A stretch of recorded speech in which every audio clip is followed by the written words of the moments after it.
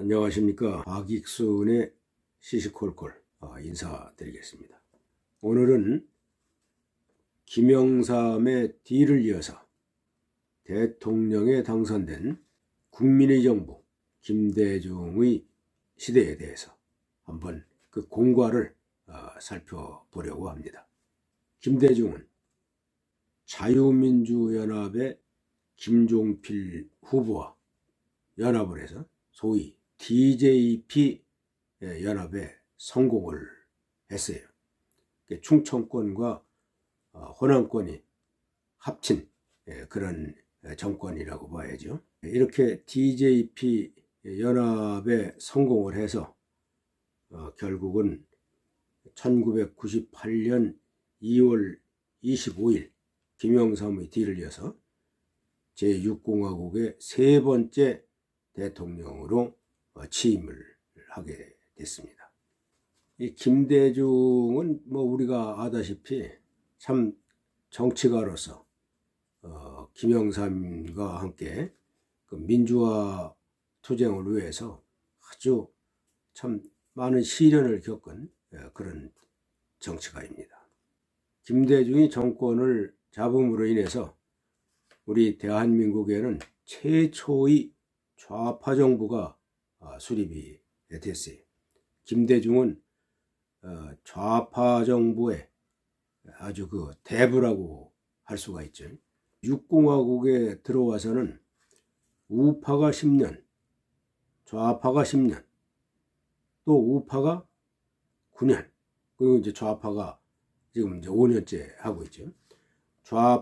우파와 좌파가 10년간씩 번갈아 가면서 정권을 유지해 왔어요. 좌파 정부가 앞으로 한 번은 더 해야 사실은 그 좌우파의 그 밸런스가 맞는 것도 같아요. 그러나 좌파 정부의 그 포퓰리즘이 너무 심하다 보니까 지금 국민들의 많은 그 이탈이 이루어지고 있는 것도 현실이에요. 이 김대중 정부는 김영삼 정부 말기에 밀어닥친 그 IMF 사태 때문에 이 IMF에서 탈출하기 위해서 상당한 부담을 안고 출발을 했어요. IMF의 구제금융을 받아야 회생이 가능한데 이 구제금융을 받기 위해서는 그 IMF에서 제시하는 수준에 도달해야 되기 때문에 상당한 아픔을 감내하면서 혁신을 해야만 했어요. 국제 수준에 맞춰서 기업의 투명성을 강화해야 되고 또 부채 비율을 축소시켜 나가야 하니까 그 군사를 빼야 돼요. 군사를. 그래서 김대중은 금융과 기업과 노조, 노동조합, 그리고 공기업에 대해서 아주 극한 처방을 하기에 이르렀어요. 이 4대 분야에 아주 강도 높은 구조조정과 개혁을 단행을 합니다. 이런 위기 극복을 위해서 김대중은 그룹 총수들을 모아놓고 기업의 그 투명 경영, 군살빼기, 구조조정을 위해서 적극 협조해 줄 것을 당부해서 합의를 이끌어냈어요. 그 노동조합도 이제 그 국가가 위기에 처했으니까 자신들의 이익만을 탐하지 말고 노사가 공동으로 화합해서 발전해 나가는 그런 장을 마련을 했어요. 노사정 협의체를 구성을 해가지고 정리해고제를 도입을 하고 또 근로자 파견제도를 도입을 해서 그 강성노조를 좀 유연성 있게 이렇게 돌려놓는데 성공을 했어요. 경제 발전에 그 발목을 잡고 있는 노동조합의 만행이 이때는 상당히 좀 가라앉았었죠. 그리고 무역과 투자 촉진을 위해서 그 무역 투자 촉진 전략회의를 그 김대중 대통령이 직접 주재를 해서 매일매일 체크를 해서 수출을 증대시키고 또 외국 기업을 유치하는 이런 활동, 외국 기업을 자꾸 유치해야 달러가 들어오고 달러 부족 때문에 IMF가 생겼으니까 말이죠. 국책 사업을 민영화해서 그 땅 짓고 헤엄친다는 아주 그 신의 직장이라고 하는 그런 공기업을 과감하게 혁신을 하고 또 기업의 경영 혁신에 장애가 되는 그런 규제를 아주 대폭 완화하거나 철폐를 했어요. 이래서 경제가 이제 서서히 살아나기 시작을 했습니다. 이런 구조조정의 성과가 나타나면서 이제 고공행진하던 금리가 서서히 이제 안정이 되고 물가도 이제 정착이 됐어요. 또 주가는 상승을 하고 그 IMF 때 마이너스 성장을 하던 이런 경제 지표도 이제 플러스로 돌아섰어요. 이제 실업률도 감소를 하고 경기가 정말로 우리 국민 대다수의 뼈를 깎는 그런 노력과 정부의 그 현명한 대처로 인해서 국제 신용도가 그때 그 IMF 직전에 투자 부적격이었었는데 이제 99년 2년 만에 다시 그 투자 적격으로 바뀌어 버렸어요. 그러니까 이건 참 우리 국민들의 그 호응도 대단했지만 김대중 정부의 큰 공적이라고 할 수가 있겠죠. 2001년에는 IMF에서 빌린 195억 불을 전부 상환을 했어요. 불과 그 4년 만에 IMF를 이제 졸업을 한 겁니다. 이 IMF를 졸업을 했지만 한국 사회는 많은 변화가 왔어요. 평생 직장이라는 것이 그때부터 이제 사라졌어요. 옛날에는 좋은 직장 한번 자리 잡으면 평생도록 참 발 뻗고 샀는데 이 평생 직장이 사라져가지고 뭐 정년퇴직 전에 뭐 50세만 조금 넘으면은 회사에서 명예퇴직하라고 압력이 와가지고 그 명예퇴직 후에 뭐 새로운 사업을 하다가 실패하고 이래서 중산층이 거의 그때 무너져 버렸단 말이지.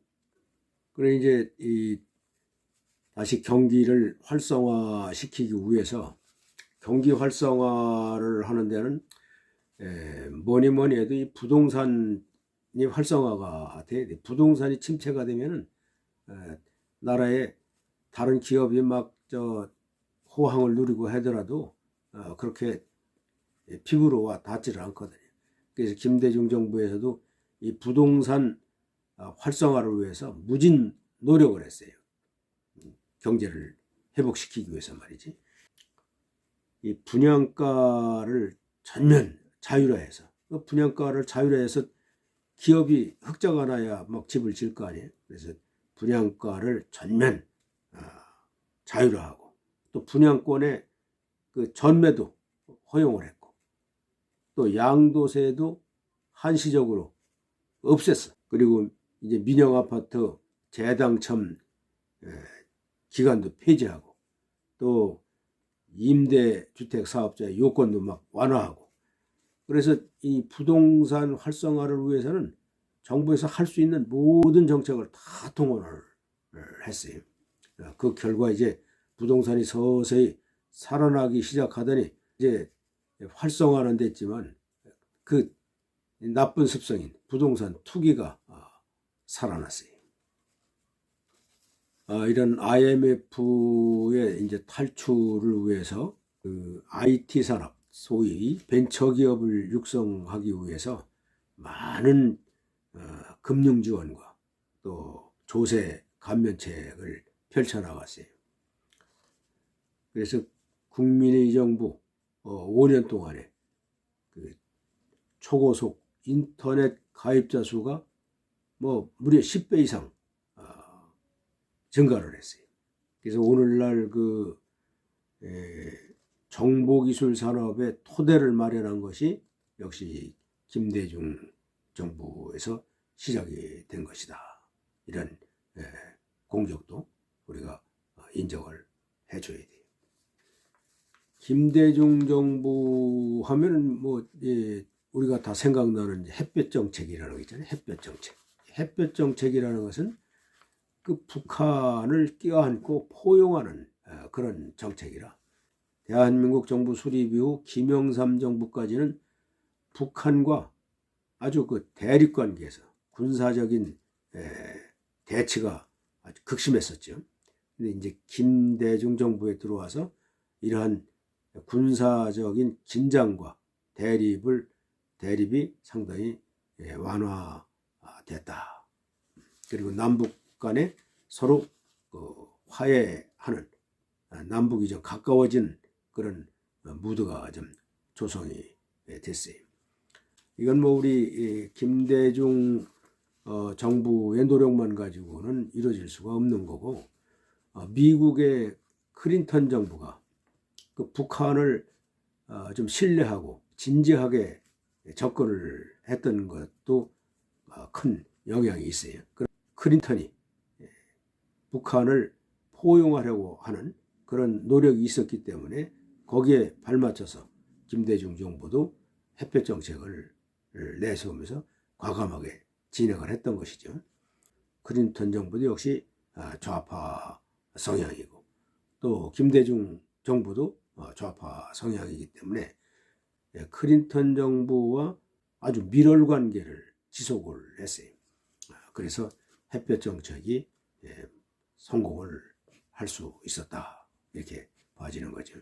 그 햇볕 정책의 결과 이제 김영삼 정부에서 그 남북 정상회담을 추진하려고 했는데 김일성이 죽음으로 인해서 수포로 돌아갔었는데 이제 김대중 정부에 와서 그게 실현이 됐단 말이죠. 김정일과 우리나라 최초의 남북 정상회담이 이루어졌다. 그리고 개성공단이 그때 열렸고 금강산 관광도 그때 시작이 됐어요. 그러니까 남북 관계에서는 큰 진전이 있었던 것이죠. 김대중 정부의 그 치적으로서 IMF를 성공적으로 극복한 것, 그리고 햇볕 정책으로 북한과 조금 그 긴장 완화를 시켰다는 것, 남북 정상회담을 했다는 것, 이런 것은 상당한 공과예요.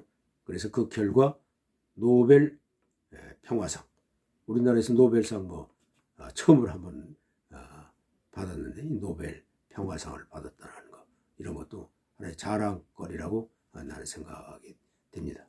김대중 정부는 미국과도 밀월 관계를 유지했지만은 일본과의 관계도 잘 유지가 됐다고 봐요.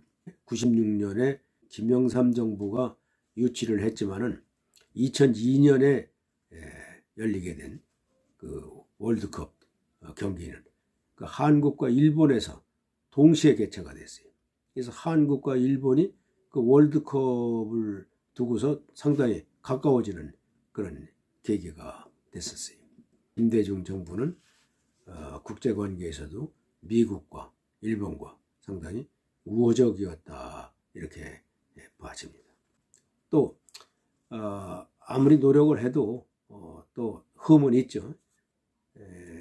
특히 신용카드 대란이 김대중 정부 때 일어났는데 내수진작을 우회하고 소비 활동을 진작시키기 위해서 소비 활동을 자꾸 소비를 촉진을 해야 그 경기가 활성화가 되니까 그런 측면에서 시작을 했는데 이 신용카드를 발급을 하는데 좀 너무 무제한적으로 그 규제가 없이 그냥 아무나 막 신용카드를 발급을 해준 거예요. 그러니까 지금도 뭐 우리가 서운하지만은 은행권에서 거리에 나가서 책상 놓고 지나가는 사람 붙들고 카드 하라고 강요를 하던 그런 시절이었어요. 학생이고 주부고 뭐 노인이고 가릴 것 없이 신분증만 있으면 뭐 그냥 다 카드를 발행을 해준 거예요. 공짜라면 양잿물도 먹는다는 그런 세상 아니에요. 속담도. 현금은 없어도 카드 가지고 뭐 그냥 긁으니까 뭐 소비는 살아났지만은 그 갚을 능력도 없는 사람들이 카드를 막 남발해 가지고 써서 나중에 그 신용 대란이 나온 거예요. 집집마다 자식들이 그냥 뭐 은행권에서 빚 갚으라는 독촉이 얼마나 심했어요. 아무게 바꿔달라. 왜 그러느냐? 그러면 뭐 얘기는 잘 안 하고 하지만 자식들이 그냥 전부 신용불량이 돼버렸었다는 얘기지. 그때 아주 이 신용카드 대란이 생겨가지고 참 사회적인 문제가 됐었죠. 좀 그 경기 활성화를 위해서 과욕을 부렸던 그런 문제점이 있고, 또 남북 회담을 하면서 좀 퍼주기 논란도 있었지. 현대 아산을 통해 가지고 남북 회담을 하면서 불법 자금이 넘어갔다, 이런 얘기는 지금도 해소가 되지 않고 있죠. 그리고 이제 김영삼 정부 때 하늘과 땅과 바다에서 다 사고가 터지고 이랬었는데, 김대중 정부 때도 불미스러운 사건들이 상당히 있었어요. 물론 이제 대다수 뭐 국정을 잘 이끌어 왔지만은 사건 사고도 꽤 있었어요. 99년도에 발생한 그 시랜드, 화성의 시랜드 청소년 수련원 화재, 거기서 사람이 많이 죽었고, 또 북한과 그렇게 화해무드를 조성했지만 남북회담도 남북 정상회담도 했지만은 연평해전이 두 차례나 발생을 해가지고 참 문제가 됐고, 2003년에 발생한 대한민국 최악의 그런 대구 지하철 참사 같은 것도 있었어요. 또 그 장남을 비롯해가지고 아들 3명이 모두 비리에 연루가 돼가지고 구속이 되는 비난의 소지도 가지고 있어요. 자, 지금까지 김대중 정부의 공과 과를 살펴봤는데, 전체적으로 보니까 과보다는 역시 공이 많은 정치를 좀 잘한 편에 속한다, 이런 평가를 내릴 수 있겠네요. 다음은 김대중 정부의 뒤를 이어서 역시 좌파 5년의 정권을 유지했던 노무현 대통령 시절의 그 공과에 대해서 또 한번 살펴보기로 하겠습니다. 들어주셔서 감사합니다.